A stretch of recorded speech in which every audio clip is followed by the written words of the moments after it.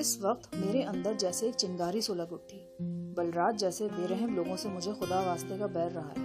انہیں دیکھ کر میرے اندر ایک نیلی آگ بھڑکنا شروع ہو جاتی ہے۔ اس وقت بھی کچھ ایسی ہی کیفیت ہو رہی تھی، لیکن اس کیفیت کا فوری اظہار میرے لیے ممکن نہیں تھا۔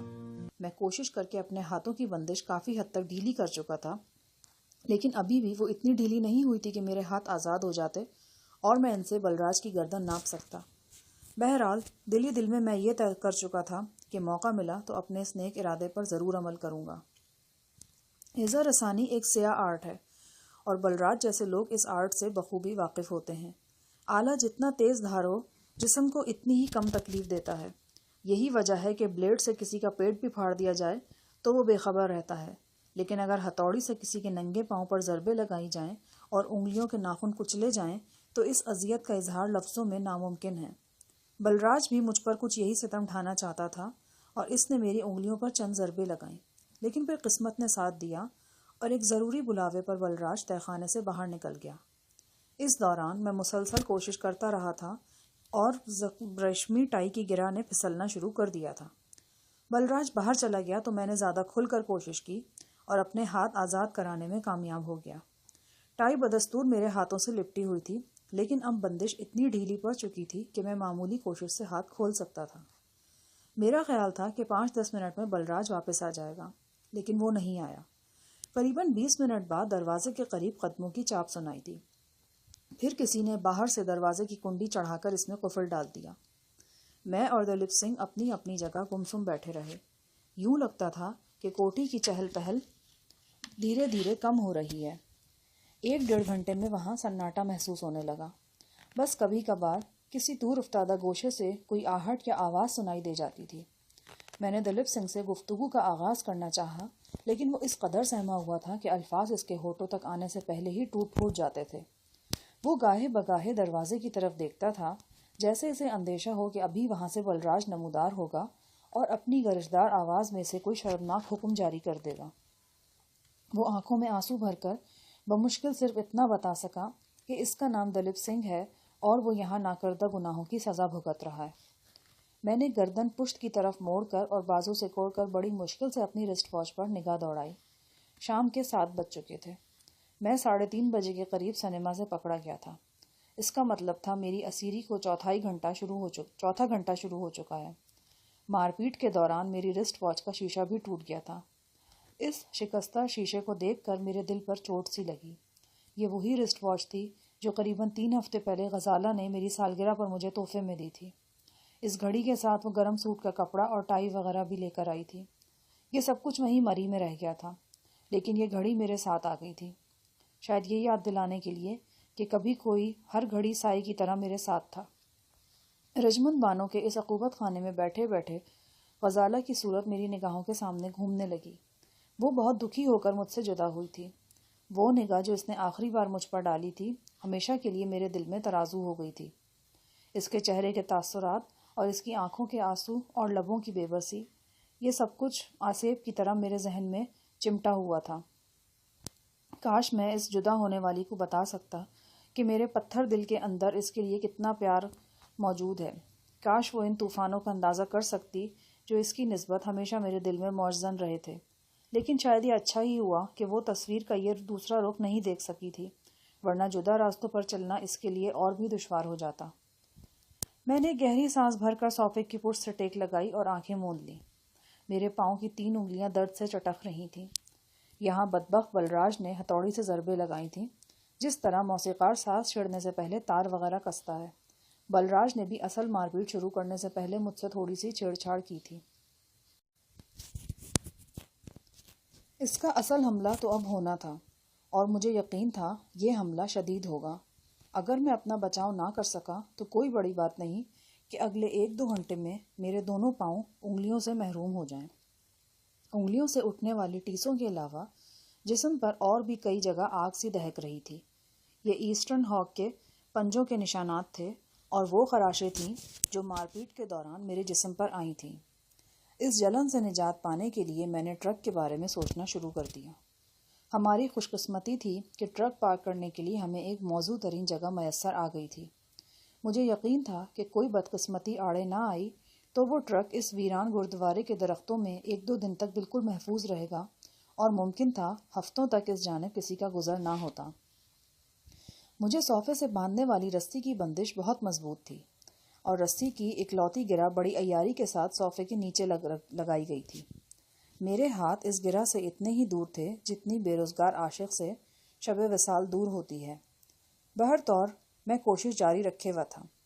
قریباً 8 بجے تھے جب دروازے کے باہر آہٹ سنائی دی اور میرے دل کی دھڑکن بڑھ گئی۔ دروازے کے قفل میں چابی گھما کر دروازہ کھولا گیا اور ایک شخص اندر آ گیا۔ یہ سکھ رائفل بردار تھا، وہ بھی نیلی پتلون پہنے ہوا تھا۔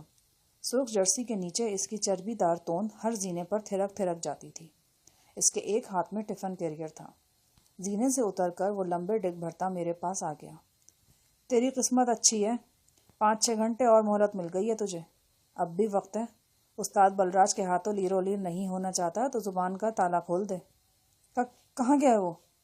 جہاں بھی گیا ہے بڑی جلدی آنے والا ہے۔ تو اس چکر میں نہ پڑ، بس یہ سوچ کہ تجھے کرنا کیا ہے، کتے کی موت مرنا ہے یا ہماری بات ماننی ہے۔ وہ مجھ سے قریباً 5 انچ کے فاصلے پر کھڑا تھا، انگلی مسلسل رائفل کے ٹریگر پر تھی اور آنکھیں میرے چہرے پر جمی ہوئی تھی۔ اس نے دلیپ سنگھ کو حکم دیا کہ وہ میری بندشیں کھول دے۔ دلیپ کسی معمول کی طرح اٹھا اور سجدہ ریز ہو کر صوفے کے نیچے سے گرہ کھولنے لگا۔ 2-3 منٹ بعد میں رسی کی بندشوں سے آزاد تھا۔ میرے ہاتھ پہلے ہی آزاد تھے، لیکن رائفل بردار اس اہم حقیقت سے بے خبر تھا۔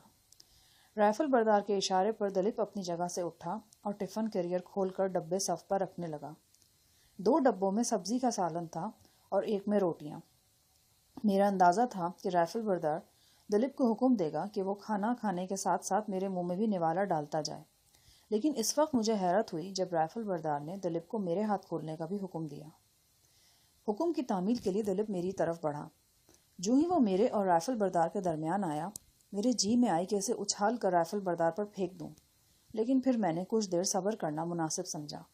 سچویشن از خود میرے حق میں ہو رہی تھی۔ دلیپ گھوم کر میرے عقب میں گیا اور ہاتھ کی بندشیں کھولنے لگا۔ بندشیں تو پہلے ہی کھلی ہوئی تھیں، میں نے خامخواہ ٹائی کو الجھا رکھا تھا۔ یہ منظر رائفل بردار کی نظروں سے اوجھل تھا۔ دلیپ نے بھی عقل مندی کا مظاہرہ کیا اور ٹائی میری کلائیوں سے جدا کرنے میں کچھ وقت لگایا۔ اس دوران رائفل بردار سیڑھیوں کے قریب جا کھڑا ہوا۔ اس کی انگلی ٹریگر پر تھی اور وہ ریڈ الرٹ نظر آ رہا تھا۔ چلو کھانا کھا لو، اور اس کے ساتھ ساتھ کوئی ایسا فیصلہ بھی کر لو جس کی وجہ سے یہ کھانا تمہاری زندگی کا آخری کھانا ثابت نہ ہو۔ میں صوفے سے اٹھا تو بائیں پاؤں کی مضروب انگلیاں درد سے سنسنا اٹھیں۔ میرا دل گواہی دے رہا تھا کہ کچھ کرنے کے لیے یہ سنہری موقع ہے۔ میں صوفے سے اٹھ کر اس صف کی طرف بڑھا جس پر کھانا چنا گیا تھا۔ یہ مختصر سفر طے کرتے ہوئے میں اس دیوار کے بالکل پاس سے گزرا جہاں بجلی کا سوئچ تھا۔ میرا ایک کندھا سوئچ کو قریباً چھوتے ہوئے گزرا۔ میں نے اسی لمحے سے فائدہ اٹھایا اور کندھے کے دباؤ سے سوئچ آف کر دیا۔ تہ خانے کی اکلوتی لائٹ بجھی اور گہری تاریکی چھا گئی۔ میں رائفل بردار کی پوزیشن ذہن نشین کر چکا تھا۔ نیچے جھک کر میں نے بڑی تیزی سے درمیانی فاصلہ طے کیا اور رائفل بردار پر جا پڑا۔ میرا شانہ رائفل بردار کی ناف سے ٹکرایا۔ اس کے حلق سے ناقابل فہم آواز نکلی اور وہ پشت کے بل زینوں پر گرا۔ میرا ایک ہاتھ اس کی کمر سے لپٹ چکا تھا جبکہ دوسرے نے اس کی رائفل تھام لی تھی۔ صورتحال کا تقاضا تھا کہ میں اپنے شکار کو آواز نکالنے کا موقع نہ دوں، اور میں نے یہ تقاضا پورا کیا۔ رائفل سیڑھیوں سے ٹکرانے کی مدھم آواز کے سوا کوئی صدا نہیں ابھری۔ اس سے پہلے کہ مد مقابل منہ کھولتا اور حلق پھاڑ کر چیختا، میں نے دایاں بازو اس کی کمر کے نیچے سے نکالا اور گردن سے لپیٹ دیا۔ اپنی اس گرفت پر مجھے بے پناہ اعتماد تھا۔ ایک مخصوص جھٹکے سے میں نے مد مقابل کو ہوش و حواس سے بیگانہ کر دیا۔ یہ سارا عمل 2-3 سیکنڈ کے مختصر وقت میں مکمل ہوا۔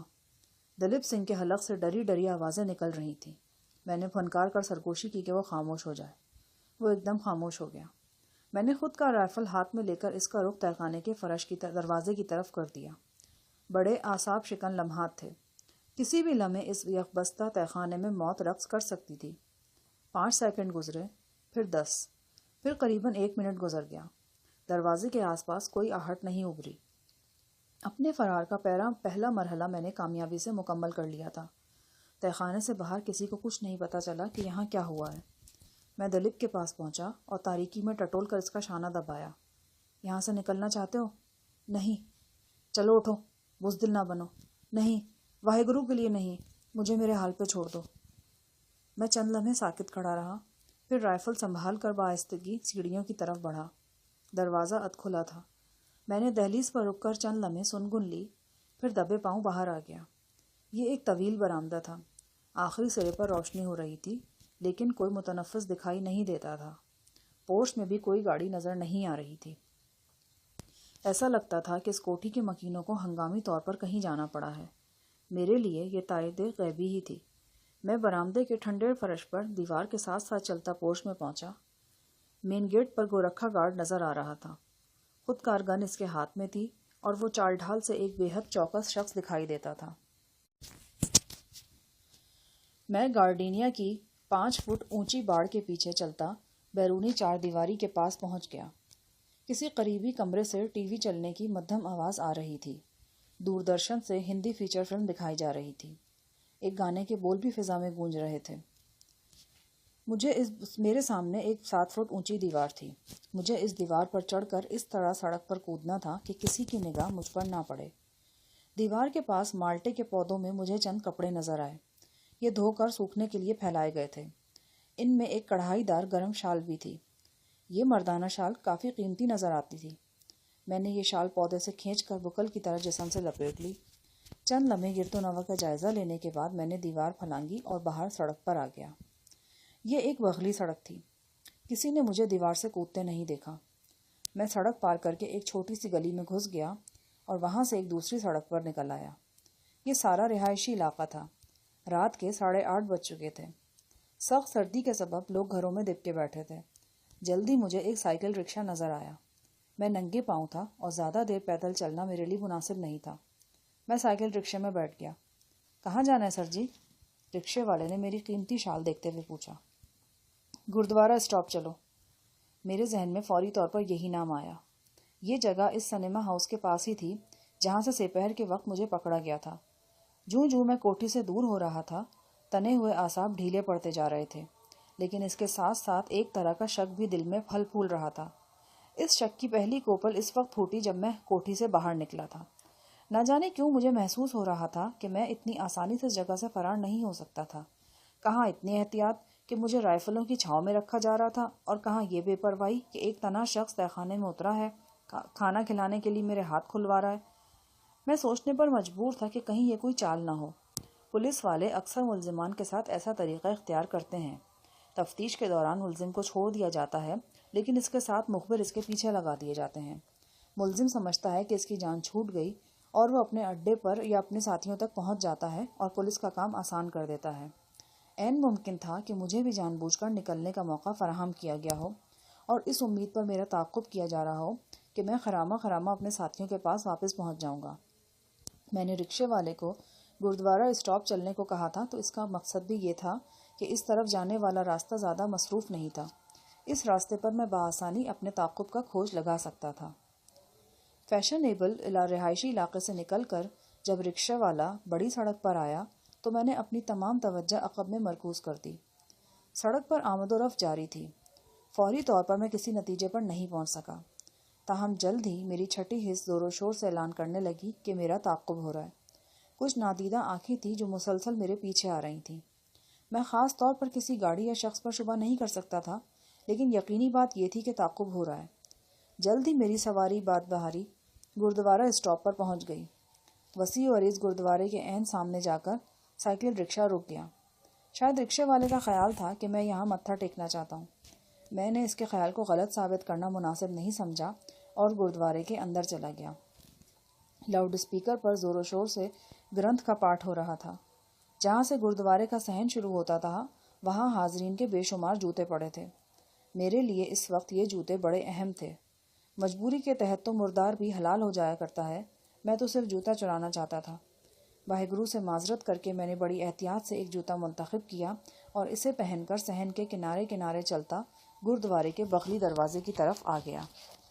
قیمتی شال نے میرا تباہ حال لباس چھپا لیا تھا۔ اب پاؤں میں نفیس قسم کا جوتا آ جانے سے میری ظاہری حالت کافی بہتر ہو گئی تھی۔ بغلی دروازے کے پاس نیم گرم پانی کی ٹوٹیاں لگی ہوئی تھیں۔ یہاں میں نے اچھی طرح منہ ہاتھ دھویا، کنپٹی اور سر پہ لگے خون کو صاف کیا۔ गुरुद्वारे का बगली दरवाज़ा एक तंग से बाजार में खुलता था। यहाँ रात के 9 बजे भी खरीदार नजर आ रहे थे। किसी होटल से गर्मा गर्म खानों की महक उठ रही थी। मुर्दा मुर्ग की यखनी बेचने वाला खौंचा फरोश जोरों शोर से आवाज़ें लगा रहा था और एक जानिब पान सिगरेट की दुकान पर दर्जनों अफराद खड़े टेलीविज़न पर फिल्म देख रहे थे।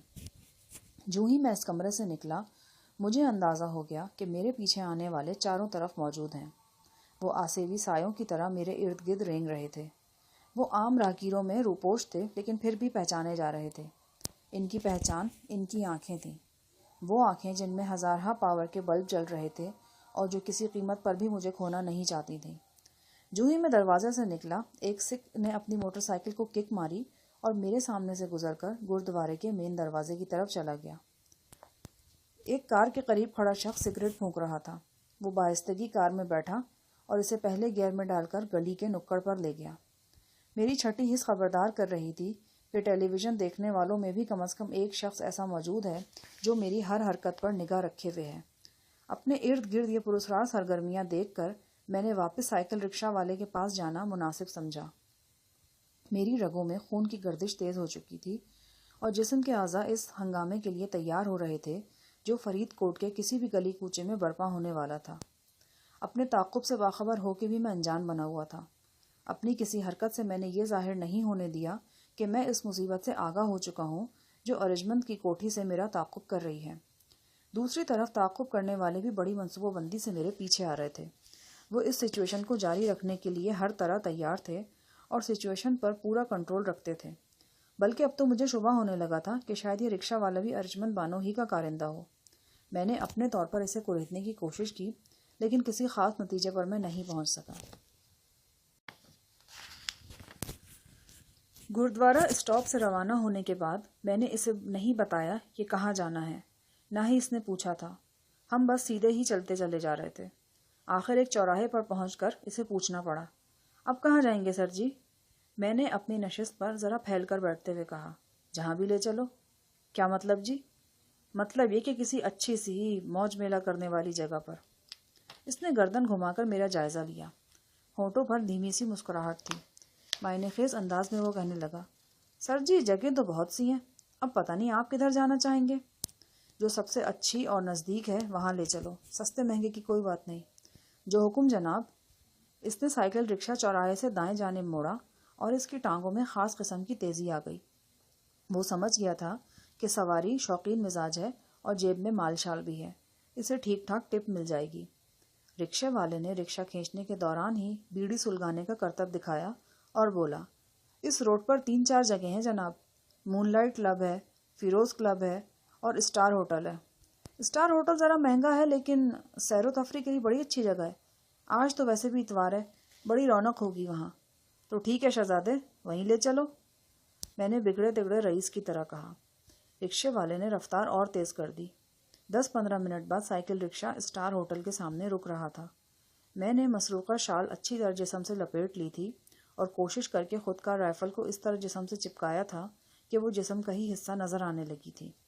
मैंने रिक्शे से उतरते ही कहा, तुमको यहीं रुकना है भाई, आज रात तुम मेरे लिए बुक हो। रिक्शे वाले ने खुशदिली से सर हिला दिया। इसे बड़ी अच्छी और अजीबोगरीब सवारी मिली थी। अच्छी इसलिए कि गुरुद्वारे में मत्था टेक कर आई थी और अजीबोगरीब इसलिए कि मत्था टेक कर सीधी इशरत कदे में आई थी और अब रात भर के लिए से बुक कर रही थी। ये शहर का फैशनेबल इलाका था। होटल की पार्किंग में छोटी बड़ी बहुत सी गाड़ियां नज़र आ रही थीं। बड़े नपे तुले कदम उठाता मैं होटल के दरवाजे की तरफ बढ़ा। बावर्दी दरबान ने दरवाज़ा खोला और झुककर नमस्ते किया। मैं होटल के डाइनिंग हॉल में दाखिल हुआ। हाल आरास्ता पैरास्ता था, लेकिन यहाँ मुझे कोई ख़ास चीज़ नज़र नहीं आई, सिवाय इसके कि वेटरों की मदद के लिए 2-3 लड़कियाँ भी मौजूद थीं। मैं एक ख़ास मेज़ पर जा बैठा और चाय का ऑर्डर दिया। वेटर ताज़ीमी अंदाज में सर झुकाकर वापस चला गया। होटल एयर कंडीशन था। यहाँ की खुशगवार हरारत में इतने एहतमाम से शाल लपेट कर बैठना अजीब लग रहा था, लेकिन ये मेरी मजबूरी थी। अभी मुझे बैठे 4-5 मिनट ही गुजरे होंगे कि हॉल में 2 निगरान चेहरे नज़र आने लगे। इस दौरान मेरे सामने चाय सर्व कर दी गई। मैं चाय की चुस्कियाँ ले ही रहा था कि एक खूबरू वेटर बाइस्तगी मेरे सामने झुका और बोला, जनाब आप जॉय हॉल में जाना पसंद फरमाएंगे? آج اسپیشل پروگرام ہے، بمبئی سے ڈانس گروپ آیا ہوا ہے۔ اس کے ساتھ ہی اس نے چھپا ہوا ایک تعارفی کارڈ میرے سامنے رکھ دیا۔ کارڈ میں ان آئٹمز کی لسٹ تھی جو جوائے ہال کے پروگرام میں پیش کیے جا رہے تھے۔ اس کے علاوہ انٹری فیس بھی درج تھی۔ بھاری بھرکم فیس دیکھتے ہی مجھے اندازہ ہو گیا کہ پروگرام کس نوعیت کا ہوگا۔ بمبئی کے بدماشوں سے طویل دنگل کے دوران ایسے بیہودہ تماشے میں نے بہت دیکھے تھے۔ اوکے، لیکن ابھی 10-15 منٹ میں یہیں بیٹھوں گا۔ کوئی بات نہیں جناب، آپ جب چاہیں جوائن کر سکتے ہیں، یہ کنٹینیوس شو ہے۔ میں نے جان بوجھ کر اس عشرت کدے کا انتخاب کیا تھا۔ ایسے اڈوں پر کسی شریف بندے کا گزر نہیں ہوتا۔ یہ لوفر تماش بینوں کا ہجوم تھا۔ اگر یہاں کوئی ہنگامہ کھڑا ہوتا اور گولیاں وغیرہ چلتی تو کسی معصوم بچے یا بے گناہ عورت کا خون نہیں ہوتا، صرف شیطان کے چیلے مرتے اور زمین کا بوجھ کم ہوتا۔ میں نے بہت خون بہایا ہے اور کبھی کبھی سفاکی کی حد کو چھو گیا ہوں، لیکن بدترین حالات میں بھی ہمیشہ میری یہی کوشش رہی ہے کہ میرے ہاتھوں کسی عام شخص کی جان نہ جائے، اور جو شخص اپنی راہ جا رہا ہے اور میں اس کے بارے میں کچھ نہیں جانتا، وہ میرے نزدیک عام شخص ہے۔ اور عام شخص پاکستانی، ہندوستانی یا امریکی نہیں ہوتا، وہ صرف عام شخص ہوتا ہے۔ کسی مقدس ترین مشن کے لیے بھی میں اس کی جان لینا اپنے لیے گناہ سمجھتا ہوں۔ میں 10-15 منٹ اس میز پر بیٹھا رہا۔ اس دوران میں اچھی طرح دیکھ چکا تھا کہ جوائے ہال کس طرف ہے اور لوگ وہاں کس طور جا رہے ہیں۔ ہال سے ایک قالین پوش راستہ کشادہ زینوں تک جاتا تھا۔ ان زینوں پر بھی خوبصورت سرخ قالین بچھا تھا۔ زینوں کے پاس ایک فیشنیبل بڑھیا کھڑی تھی۔ عجیب سی خباثت جھلکتی تھی اس کے چہرے سے۔ زینوں کی طرف جانے والا بڑھیا کے پاس پہنچتا تو وہ اس سے خوش آمدیدی کلمات کہتی اور ہاتھ سے زینوں کی طرف اشارہ کرتی۔ زینوں کے اختتام پر ایک بے حد لہیم شہیم اور خطرناک صورت والا شخص بیٹھا تھا۔ اس کے آگے ایک تپائی رکھی تھی۔ زینے پر چڑھ کر اوپر جانے والا شخص پیمنٹ کرتا اور وہ شخص ایک ٹکٹ پھاڑ کر اس کے حوالے کر دیتا۔ یقیناً یہ شو کا ٹکٹ ہوتا تھا۔ میری جیب میں اس وقت پھوٹی کوڑی نہیں تھی۔ جو کچھ تھا وہ ارجمند بانوں کے ہرکاروں نے جیب سے نکال لیا تھا، بلکہ اب تو شاید جیب بھی سلامت نہیں رہی تھی۔ جو باز مجھ پر چھوڑا گیا تھا، اس نے لباس جگہ جگہ سے یوں ادھیڑ ڈالا تھا کہ ناقابل شناخت بنا کے رکھ دیا تھا۔ شال نے میرے جسم کی پردہ داری نہ کی ہوتی تو شاید میں اسٹار ہوٹل کے سامنے سے گزر بھی نہیں سکتا تھا۔ میں اسی ادھیڑ بن میں بیٹھا تھا کہ ہال کی طرف جاؤں یا نہیں کہ 7-8 افراد کا ایک گروپ دکھائی دیا۔ وہ ہال میں پہنچ کر چند لمحوں کے لیے رکے، پھر زینوں کی طرف متوجہ ہو گئے۔ ان کا انداز بتا رہا تھا کہ وہ شو میں جا رہے ہیں۔ یہ موقع میرے لیے غنیمت تھا۔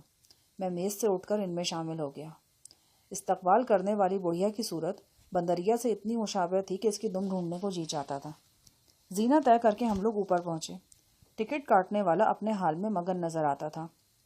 اس نے گروپ کے ارکان کو گننے کی ضرورت نہ سمجھی اور میں بلا ٹکٹ جوائے ہال میں داخل ہو گیا۔